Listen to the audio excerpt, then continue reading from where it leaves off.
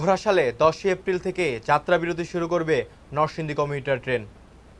২৬ March থেকে নরসিংদীবাসীর জন্য চালু হয়েছিল নরসিংদী কমিউটার ট্রেন, কিন্তু শিল্প সমৃদ্ধ উপজেলা পলাশের ঘোড়াশালে ছিল না এই ট্রেনটির যাত্রাবিরতি।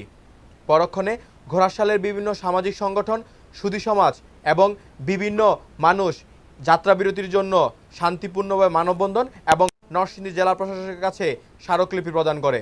অবশেষে ঘোড়াশাল ফ্ল্যাগ রেলওয়ে স্টেশনে যাত্রাবিরতি করবে আগামী 10 এপ্রিল থেকে নরসিংদী কমিউটার ট্রেন।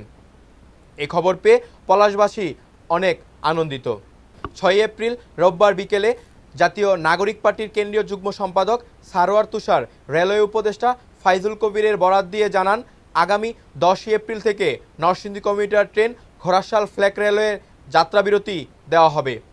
ট্রেন যাত্রীদের সেবা নিয়ে কাজ করা Facebook group Narsingdi railway passenger কমিউনিটির অ্যাডমিন আল মাজিদ জানান, 26 মার্চ নরসিংদী কমিউটার ট্রেন উদ্বোধনের দিনই রেলপথ উপদেষ্টা, রেলওয়ে সচিব, রেল মহাপরিচালকের সাথে আমাদের কথা হয়েছে প্রায় 10 মিনিট।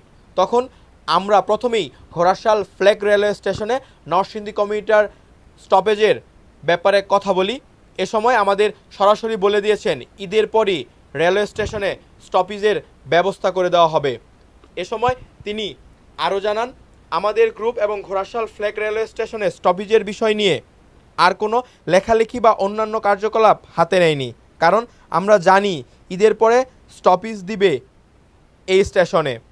এছাড়া আমরা নরসিংদী স্টেশনে কিছু আন্তনগর স্টপেজ ও ঢাকা থেকে নরসিংদী ভৈরব বিবাড়িয়া আনলিমিটেড স্ট্যান্ডিং যেন দেয় সেই বিষয়েও কথা বলা হয়েছে।